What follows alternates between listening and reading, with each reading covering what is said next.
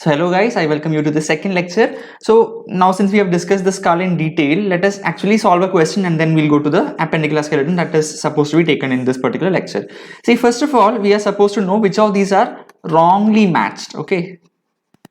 Wrongly marked. There are a pair of bones which are wrongly marked in this particular image. So first of all, is this mandible? Yes, it is mandible. I said that there is one particular mandible and this is the only movable bone, okay, for the purpose of eating, for the purpose of talking, and that is what is the importance of that. Now this is the maxilla. So the upper teeth is in the maxilla and lower teeth is actually fitted on the mandible. Now, is this the nasal bone? Yes. Is this the ethmoid? Yes. Now you see a bone that is there in between these two things, and that is your lacrimal bone. Okay, then is this the frontal bone? No, this is the parietal bone. So this will be parietal. Okay, and this is the frontal bone.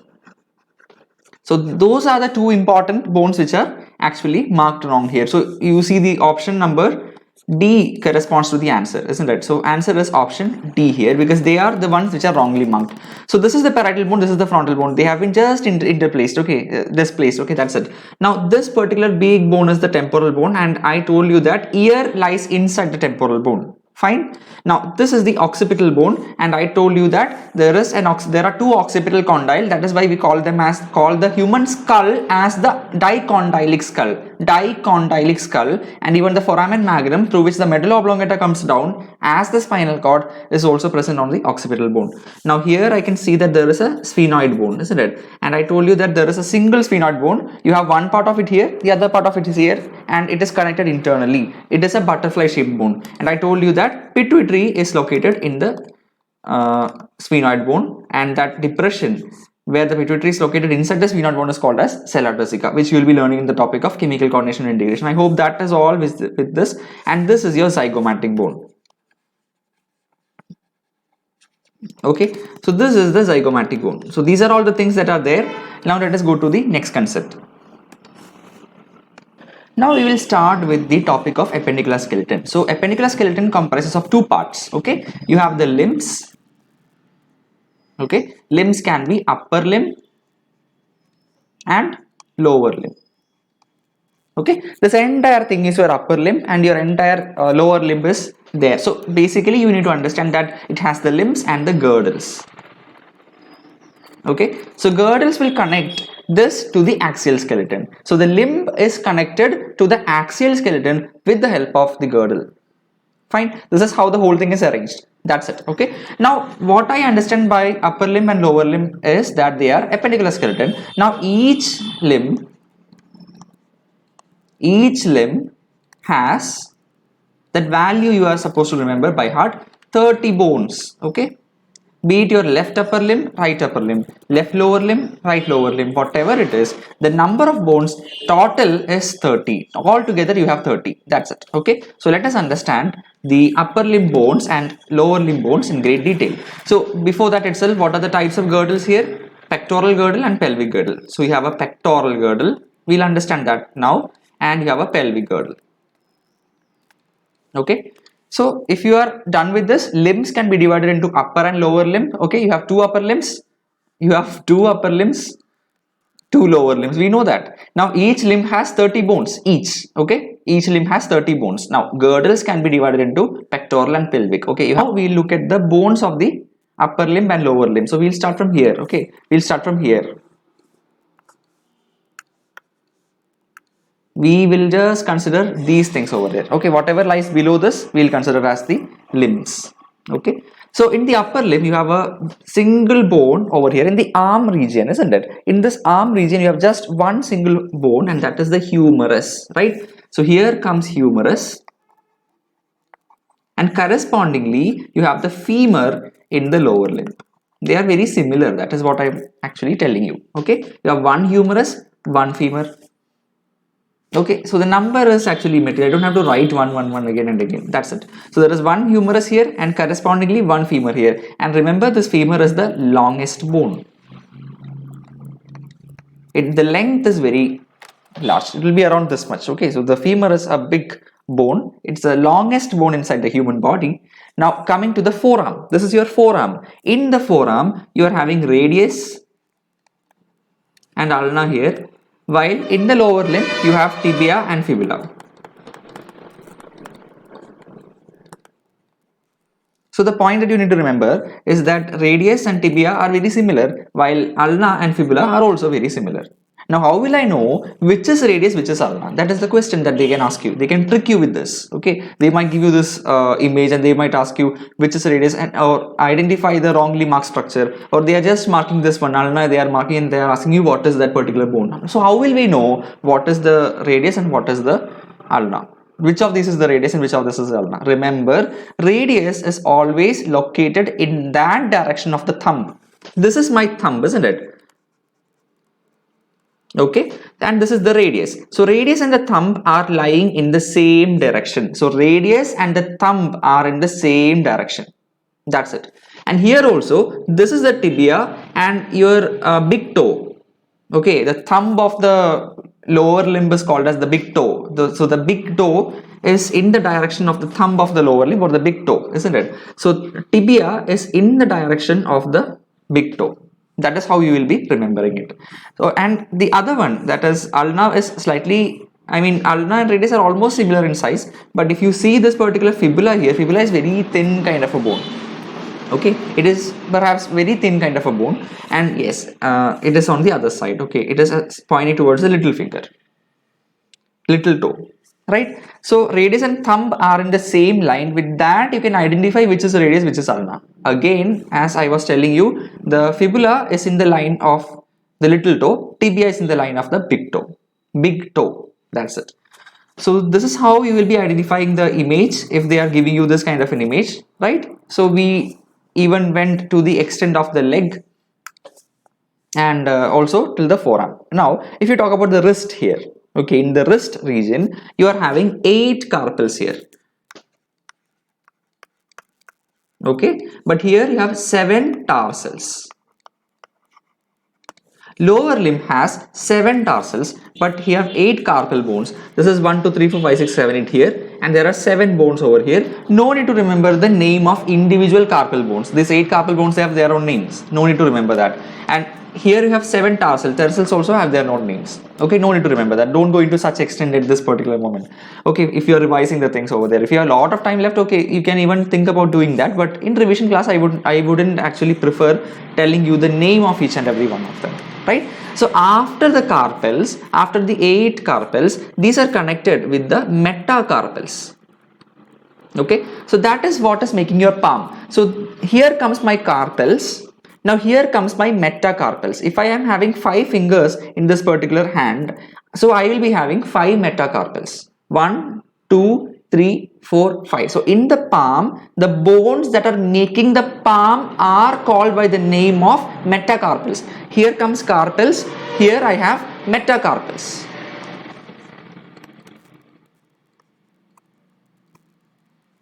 Okay. How many will be there? I have 5 fingers, so 5 metacarpals.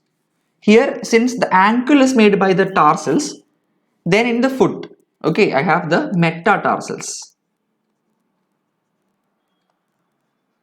Right? So these are my 5 metatarsals, 3, 4 and 5. So 5 metatarsals will be there. Now coming to the phalanges. So the phalanges are present in the fingers. Okay, so here comes my phalanges. So whatever is this part, so this part is my phalanges. Okay, these are the fingers of my hand and they are made up of phalanges. That's it. Now remember this golden point. Thumb has only 2 phalanges. So here thumb has, and in that case here big toe. I hope this will not be much visible to you. So now it will be okay.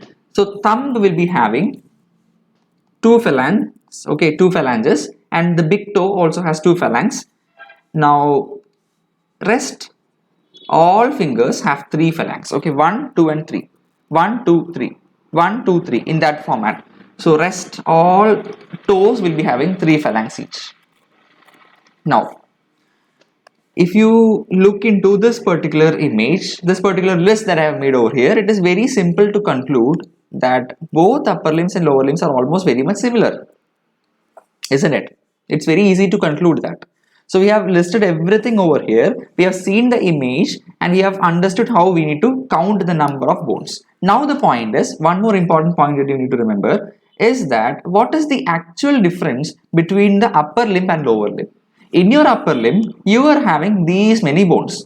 In the lower limb, you have corresponding, all bones are there. Everything is similar to the upper limb except that here only 7 tarsals are there, but 8 carpals are there. Okay, so 7 tarsals are there, 8 carpals are here. That is the difference between the lower limb and upper limb. So the difference is coming in the carpals and tarsals correspondingly. And whatever lies beyond this, metacarpals, phalanges, everything is the same. Humerus, radius, ulna, femur, tibia, fibula. There is no difference in that. So how will this difference be taken care of? Because I told you that each limb has 30 bones. If you add all these bones together, you will get 30. But if you add the bones as of now on the upper limb, I mean in the lower limb, you will get only 29 till now. So that difference is taken care of by another separate bone, and that is the patella. Right, so this is the patella. Okay, so this is present only in the lower limb. So patella is present only in the lower limb, and this is present in the knee area. Okay, so this is the separate bone, specific structure, separate bone that is present in the lower limb only, not present in the upper limb. In this particular area, you don't have any kind of separate bone as the lower limb, but in the lower limb, in the knee, you are having this particular bone, this inverted triangular shaped bone that you have over there is the patella. Right, so please make a note of this. This is very much important, and you are supposed to know few more things about patella. So I will start talking about the patella here. Okay, so the patella is called as sesamoid bone. It is a type of bone called as sesamoid bone. Okay, so patella belongs to the family of bones which are called by the name of sesamoid bone. So sesamoid bones are those bones that are formed by ossification of tendons. See, you have a muscle, isn't it? If you have a muscle like this, if this is a muscle that I have, now this muscle is attached to a bone. So let this be the bone that I have. Okay, so the muscle is attached to the bone with the help of tendon.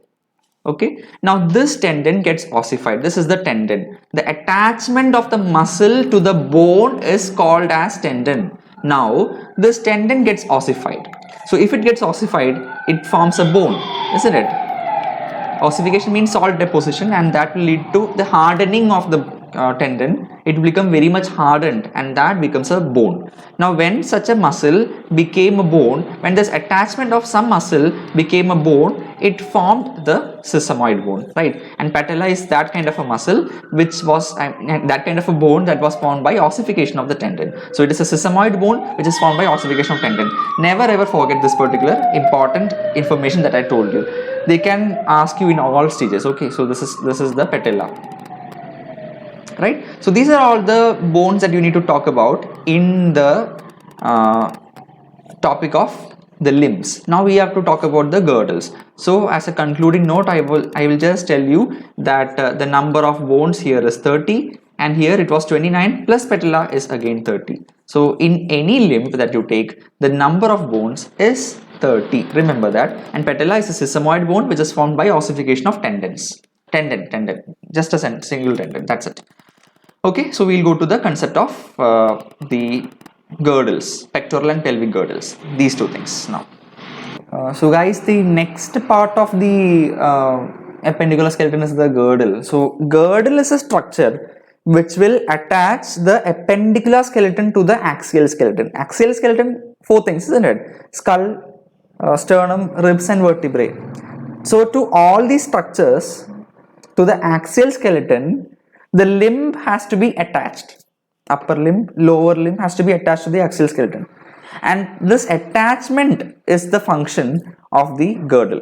So girdle attaches the limbs to the appendicular skeleton, I mean axial skeleton.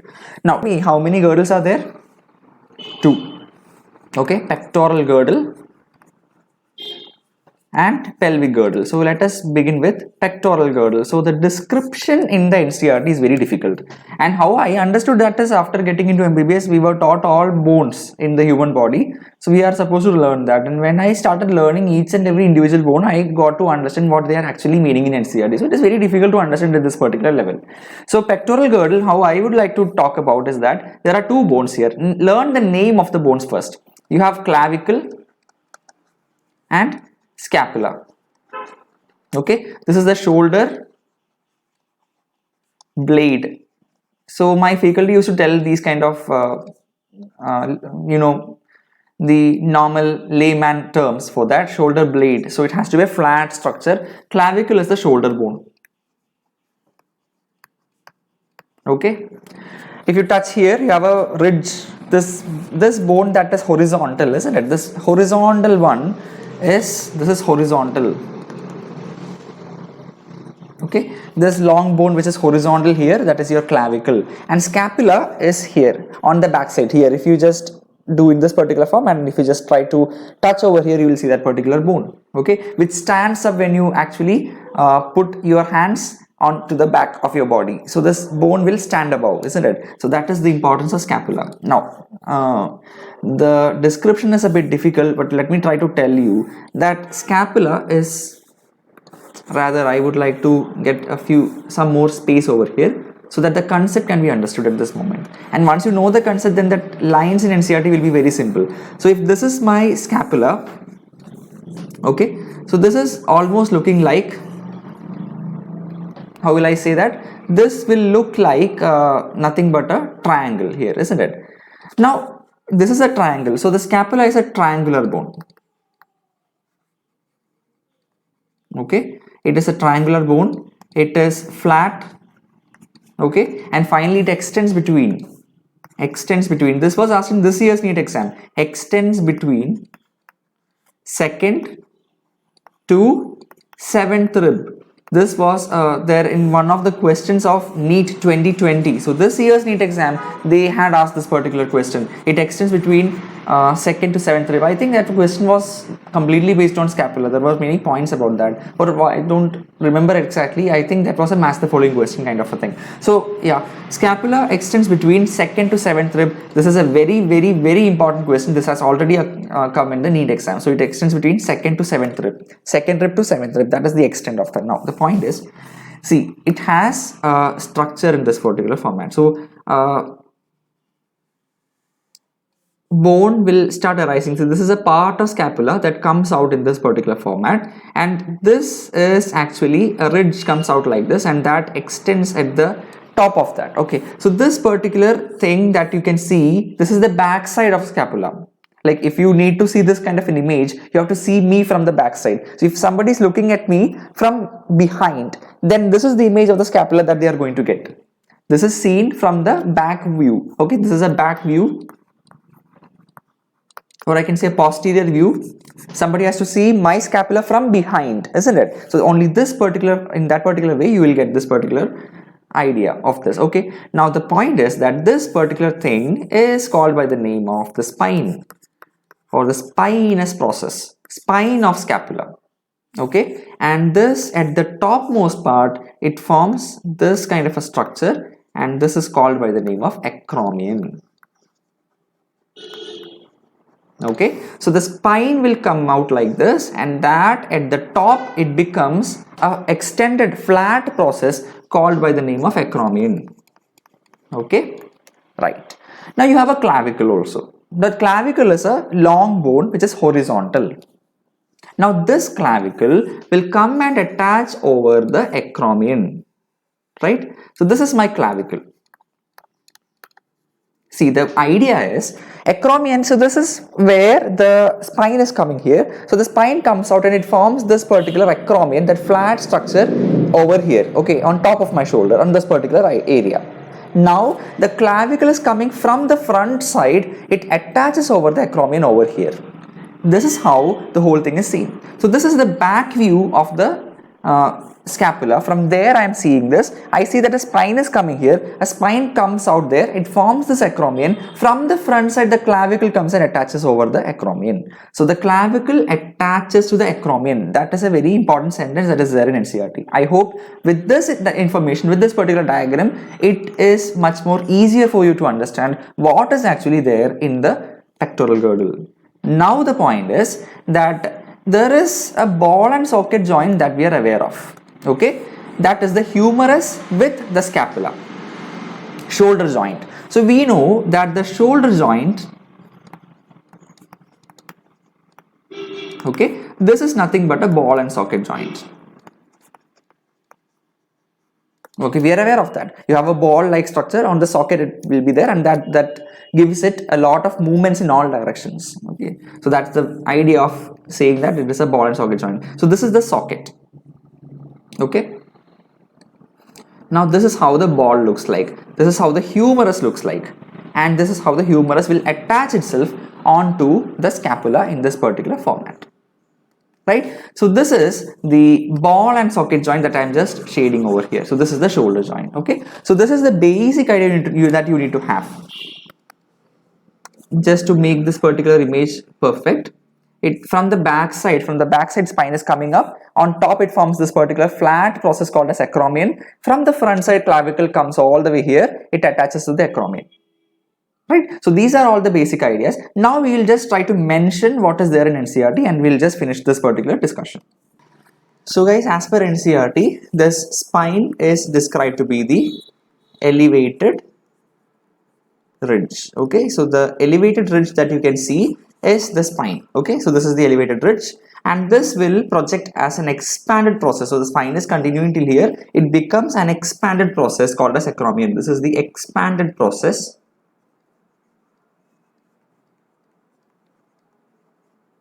Okay, and below this expanded process or acromion, right, below the acromion you can see this particular cavity. So this is called as the glenoid cavity.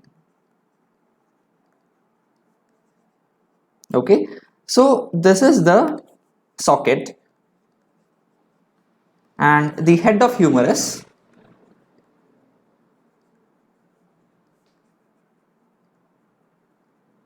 is the ball. Okay, thus forming the ball and socket joint. Okay, so these are all the things that are mentioned in the pectoral girdle. Okay, so pectoral girdle, you have one part on this side, one part on the other side to actually join the the upper limb to the axial skeleton. These are all the things which are there in pectoral girdle. Now let us talk about the pelvic girdle. Okay, so this connects the lower limb to the sacrum, lower limb to the vertebral column. See, sacrum is a part of the vertebral column, isn't it? The vertebral column, cervical, thoracic, lumbar, sacral, coccygeal. So sacral is a part of the vertebral column. So that is a part of axial skeleton. So the sacrum is a part of axial skeleton. So the lower limb is connected to sacrum through this part, isn't it? This part is your pelvic girdle. This part is your pelvic girdle. Now, pelvic girdle is found by something called as the coxal bone. Okay, this is the other name for pelvic girdle. So pelvic girdle is the structure that connects the lower limb to the vertebrae or lower limb to the axial skeleton, and it is formed by something called by the name of coxal bone. Now this coxal bone has three parts.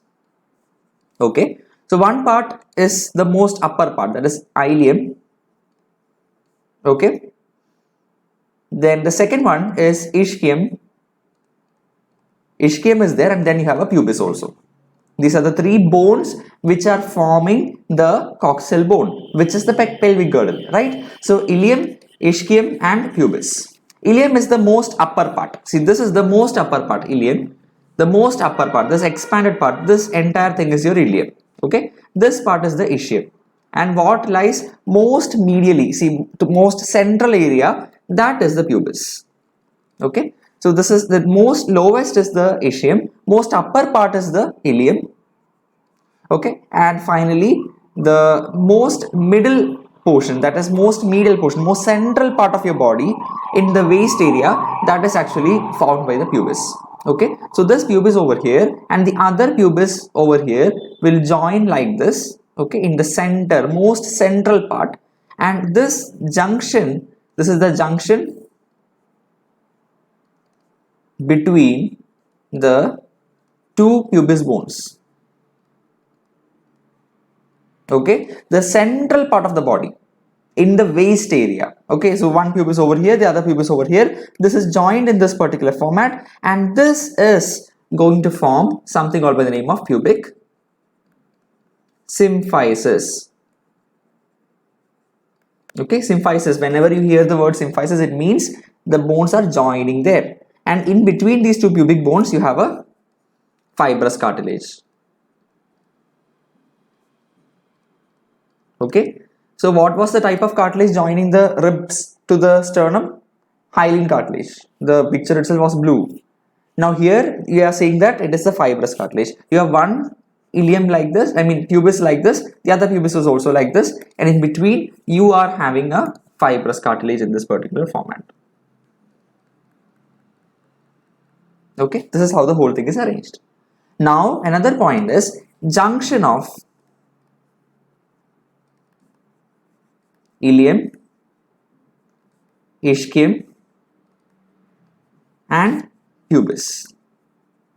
Okay, so this junction of ilium, ischium and pubis is actually not easy to understand from here. You require the real skeleton to understand that this is the junction of the ilium, ischium and pubis. Okay, this part is the junction. So remember that this is the junction, and that is how NCERT has described it. You are supposed to remember that. So this is the junction here, and this is also very similar to a glenoid cavity. You had a glenoid cavity to which the humerus was attached. Here in place of humerus you have the femur. Now the femur is attached, this is the head of the femur, is attached to this particular area, that is the junction of ilium, ischium and pubis, and you will call this by the name of acetabulum. Okay, in the upper limb it was glenoid cavity. In the lower limb it is called by the name of acetabulum. I hope now it is visible. So junction of ilium and ischium and pubis is that area where acetabulum is there, and it is into this acetabulum. Again, acetabulum is the socket. Now the head of femur is the ball. Okay, again it is a ball and socket joint. So these are all the things which are there, which are important for you to understand so far as the pectoral and pelvic girdle are concerned. So now we have come to the end of this particular discussion of these other bones. So we have almost covered everything. All the bones in your body, most of them have been covered in this particular format, in a rough format. And we have seen each and every important individual sentences from NCERT. We have seen how to remember them. We have seen how to understand the concept and then remember them. One important thing that I found here, what can be difficult for you, is that, I told you that even in NCERT they have written that pelvic girdle means coxal bone, and coxal bone means all the three things together. See, when you take all these three things together, then you will say that it is the coxal bone. So instead of just marking this part as the coxal bone, they should have marked somewhat like this and then said that this is the coxal bone. Okay, all is ilium, ischium, pubis. Ilium, pubis is in the middle and ischium is in the most lower region, most downward region. Okay, ilium is the topmost, bottommost is the ischium, pubis is the middle and even the central part of your body. So this is how the whole thing is arranged, and the whole three things will together form the coxal bone. Okay, so but see how they have marked in this particular image. Yeah, they have just marked the ilium. This is the ilium only, this is the ilium, and then they have just marked it and said that it is a coxal bone. No, coxal bone is all these three things together. So this is the problem when you learn this particular image from NCERT. It is a bit ambiguous. Okay, there is some bit of ambiguity in the marking of these kind of things in NCERT, but you are supposed to by heart this at least for your practice test. Now in NEET exam, actually, frankly speaking, there aren't any image based questions in biology. If at all they are giving any image based questions, they will create some kind of flowcharts and then they will ask questions from their own images. So that is not difficult for us. But here, if they are asking, see, at least in the practice test, we are getting more questions from the NCERT images. Actually, this is the truth. If you say take the previous 5 years question papers, and if you see, there aren't even single diagram based questions, but still we insist on learning all these important diagram based questions from an exam, because you don't have a second chance. For a second chance, you have to wait for 1 more year, isn't it? So that is the problem with these kind of entrance examinations. So we always would like to stay in the most easiest and safest zone. So for that matter, we learn all diagrams from NCERT. So when you learn this NCERT diagram, remember that everything is written in the left side, but here, see the coxal bone is marked on the right side. Now even if you say, see actually if I just mark here and ask you what is it, then you will say, if you simply say that this is the ilium, then I can't say that you're wrong. But still in NCERT they have marked it as the coxal bone. Coxal bone is the whole three things together, it forms the coxal bone. So that is what I find difficult in this particular diagram. This is the coxal bone actually. The whole three things together will form the coxal bone. But instead they have just marked the ilium again and then they have said that this is the coxal bone. So the concept and the image marking has some bit of a discrepancy. Let us quickly discuss the concepts of joints. You need to know very few things over here. I am just teaching you what is there in NCERT. That's all. Okay, so joints are points of contact. Okay, or I can say the junction between bone and bone,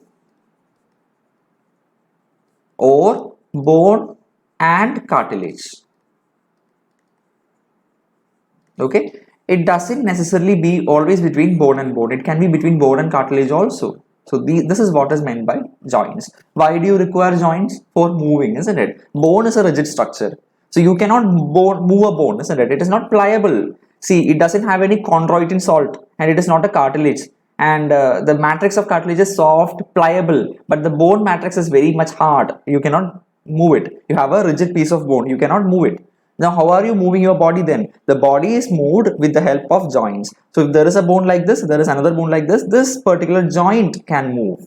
So the junction between the bone and bone, or the point of contact between bone and bone, can move, and that is called as joint. It is required for locomotion. Okay, right. Now the point is that the force and what is the fulcrum. See, this is actually something related to the lever mechanism that you learn in physics. So the point is that force is generated by muscles.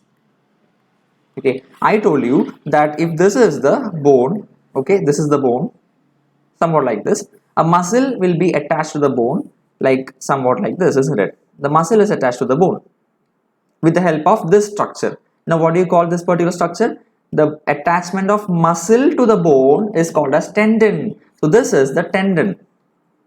Never forget it. Okay, these are all golden points that you can remember conceptually for the exam everywhere. This is important. These are all basic things in biology or zoology. So yeah, this is a muscle and it has a tendon, isn't it, on both sides. So yeah, let us consider that this is the tendon and with which it is attaching to the bone. Now the force is given by the muscle to move the joint. So if this muscle is exerting the force in this particular way, if this is the force, then if there is a joint between this bone and that bone, okay, so this bone will move to this particular side, isn't it? While this bone will stay wherever it is. So this movement between the bones is facilitated with the help of muscles. Muscles are providing the force and the fulcrum is the joint. Okay, so fulcrum is the joint. Muscles will provide the force and the fulcrum, which is for movement of the joint, is, movement of the body is the joint. Okay, this is the fulcrum. So the first one is fibrous joints. Okay, here the two bones will be there. Now these two bones are connected with the help of dense fibrous connective tissue. Okay, you have one bone, another bone, they are joined with the help of dense fibrous connective tissue. Connective tissue means anything other than the cell, isn't it? So this connective tissue will be there, and this is a dense fibrous connective tissue. You'll have collagen and all those things will be there. So yeah, connective tissue is there, it is very dense, it is fibrous, and obviously there is no movement possible.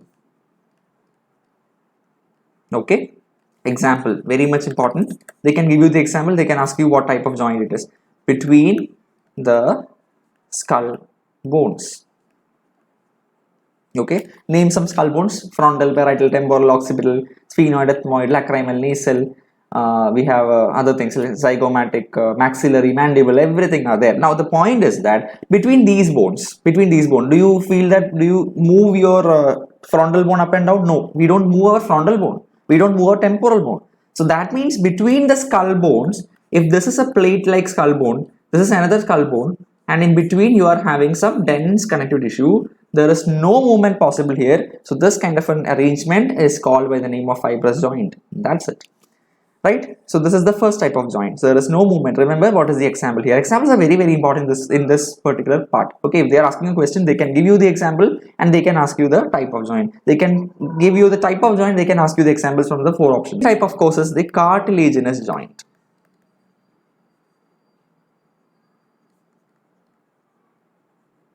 Okay, so here I am again saying that there are 2 bones. These 2 bones are connected with the help of cartilage. So here it was dense fibrous connective tissue. Dense fibrous connective tissue. Here you will say cartilage. So here one bone is there, another bone is there. In place of this, you will have cartilage here. That's it. In the other one, you had no movements possible. Here, limited movements.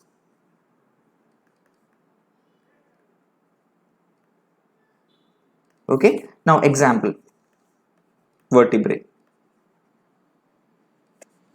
Right, so you have one vertebrae over here and the other vertebrae below. Now they are connected with the help of a disc, and this disc is a cartilage. Okay, you have one vertebrae here, on below that you have another vertebrae. In between these 2 vertebrae you are having a small piece of cartilage like this, and this piece of cartilage is called by the name of intervertebral.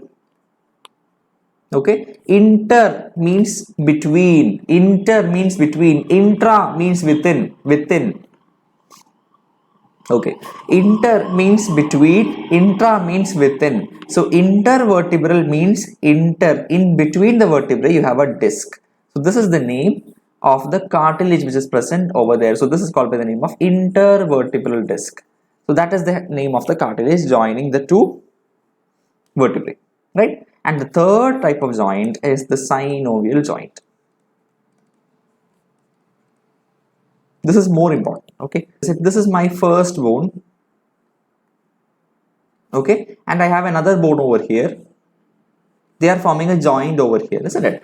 So you are having a membrane here. Okay, the membrane is covering the entire joint. So this is the joint.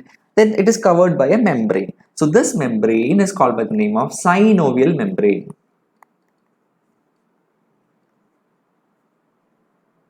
Okay, you have a synovial membrane like this, and in this particular membrane bound area, this particular area over here, you will be having a fluid. Okay, very less amount of fluid will be there.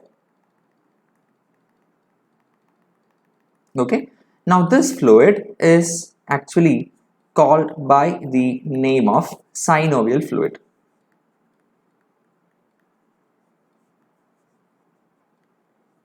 Got it? You have a synovial membrane bound area. In this particular area, you are having synovial fluid. So this is the most important point over here. So it is a membrane bound area containing a fluid which is called by the name of synovial fluid. So all the other joints, other than all those movable joints that you can think about, those are examples of synovial joints. Okay. So giving you some examples here. Ball and socket joint. Okay, in your level, at your level, there are 2 ball and socket joints that you are supposed to remember. One is this particular acromio, the glenoid cavity and the humerus, isn't it? Humerus and the glenoid cavity of the scapula, first part. That is the shoulder joint. Second one is the hip joint. Okay, examples are shoulder joint and hip joint between acetabulum and head of the femur. Acetabulum, head of the femur, glenoid cavity and head of the humerus. Okay, the next example. Hinge joint. Okay, hinge joint means example is the knee joint.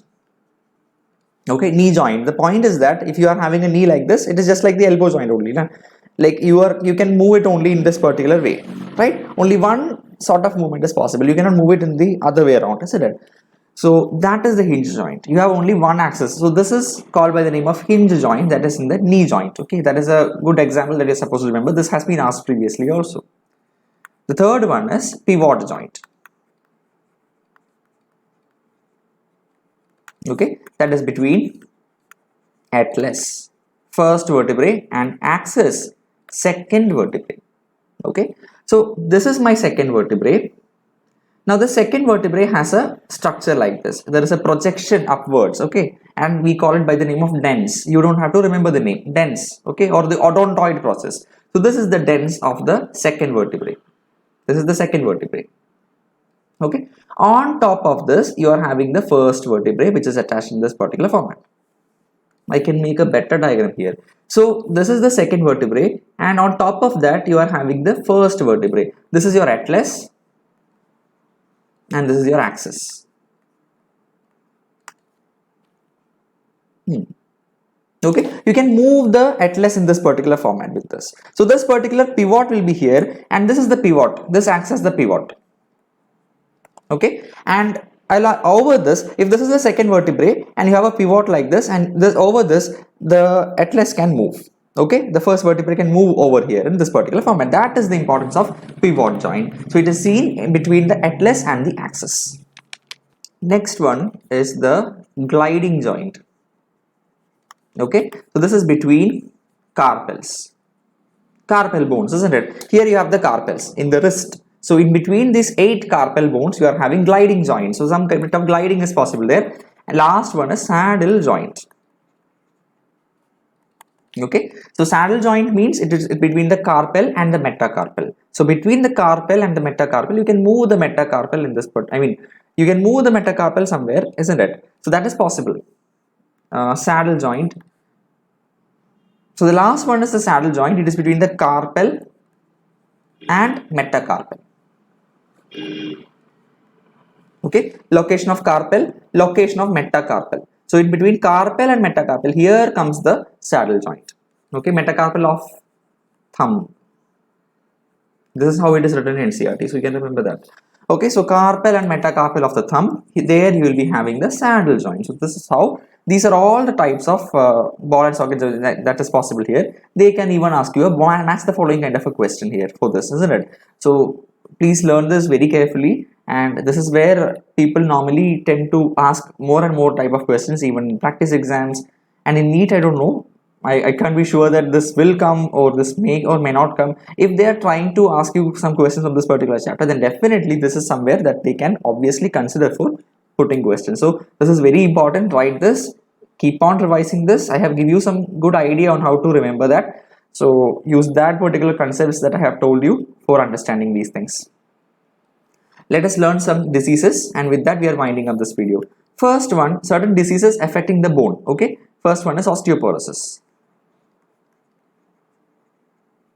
Right? So this is normally seen in a female. Most commonly this is seen in female. Okay, after menopause. See, normally what happens is every month during the menstrual cycle, there is a follicular phase. So the follicles inside the uterus, I mean the ovary, will keep on becoming larger and larger. So it becomes a primary follicle, secondary follicle, tertiary follicle, Graafian follicle. So this maturation of follicle, during this maturation of follicle, it produces something called by the name of estrogen. Okay, this is the hormone. Estrogen. What is the meaning of this? Estrus. Estro, the meaning of the word estro, that can actually trigger some ideas in you, isn't it? Estro, the word itself is similar to some kind of some monthly cycle that is happening in a female's body. Okay, in lower primates we call it by the name of estrocycle. In humans it is menstrual cycle. So this is estro. Estro is something related to the menstrual cycle. And finally generating. So something that is generating the menstrual cycle. So that is called by the name of estrogen. Okay, after menopause, there is no more maturation of follicle. The ovary has no more function to do, isn't it? So the ovary will not be in a position to produce more and more follicles. The follicles will not be developing again. So that means estrogen levels in this woman's body will start decreasing, and this is the cause for osteoporosis. See, estrogen has multiple functions in multiple parts of your body. Now, one of its function is the bone maintenance, isn't it? It is related to the bone integrity, bone maintenance. Now, when it decreases, when the estrogen decreases, the structure or the integrity of the bone is lost. The bone will be resorbed. The amount of tissue inside the bone, the structure of the bone will start decreasing, isn't it? So, the content of your bone will start decreasing. Hydroxyapatite salt, everything will start decreasing. The calcium will be withdrawn. The calcium in the bone will be reduced. So in that particular condition, what will happen? The thickness of your bone will decrease. So there will be increased chances of fractures. That is why when you fall down, nothing will happen. When an elderly person falls down, then they will be rushed to the hospital saying that there is this fracture, that has happened, then this has happened. So they will be bedridden for a long time, and this bedridden person will have multiple other complications also. Actually, always what is good for your health is ambulation. You have to keep on moving. That is very much essential for your health. The moment you are bedridden, then a lot of changes will happen, and that can itself lead to a lot of problems, starting from bed sores. Okay, it has a wide range of problems that when you are actually not in a position to start walking, isn't it? That is why old people are always said that you should not fall down quite often. So you should remain more static. You should not actually exert yourself too much, so that increased chance of falling is there. And once they fall, because of osteoporosis, there is increased chance of fracture. And once they are having a fracture, then it is more difficult to treat in case of an elderly person, and that can lead to its own problems. So this is the importance of osteoporosis. Second one is arthritis. What NCERT is mentioning is that arthritis inflammation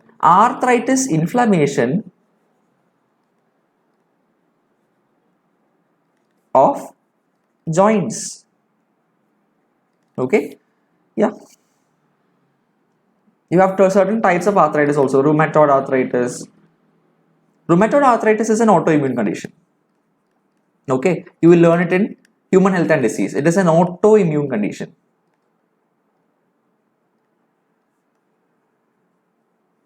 Okay, typically seen in females. The second one is osteoarthritis.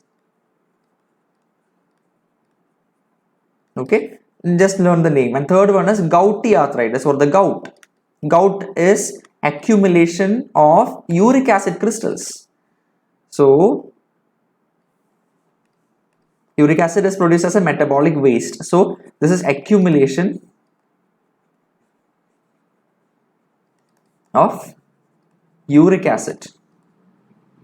Okay, the uric acid will form crystals. This will form crystals. Okay, and you will call them as tophi. Okay, so crystals called by the name of tophi are produced by the uric acid, and this will accumulate in the synovial cavity. So what will happen? The patient will have excruciating pain. The patient will have a lot of pain, isn't it? So this is the presentation. This is how a person will have a complaint when they are actually having the problem of gout. So this is how a person will suffer because of the disease called as gout. So these are all the things that you are supposed to remember here. So these diseases are also very much important. Now, two diseases I have mentioned over here, so which are there in the textbook. Okay, with that we are coming to the end of this video. In the next video, we'll talk about the topics related to the muscles. Okay, thank you.